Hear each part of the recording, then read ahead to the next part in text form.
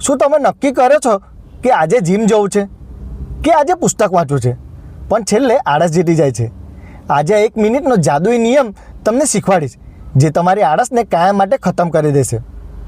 હાર્વર્ડના એક psychologist shown એકરે એક નિયમ આપ્યો છે, ધ 20 સેકન્ડ રૂલ.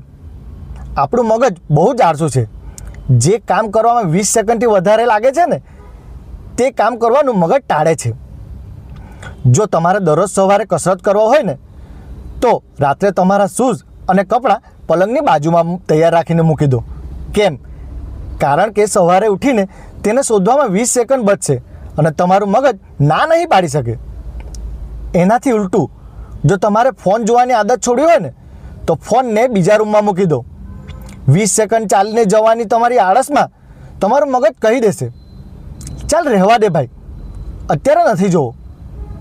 સાહેબ, તમારી આદતોને 20 સેકન્ડ સરળ બનાવો અને તમારી ખરાબ આદતોને 20 સેકન્ડ અઘરી બનાવો.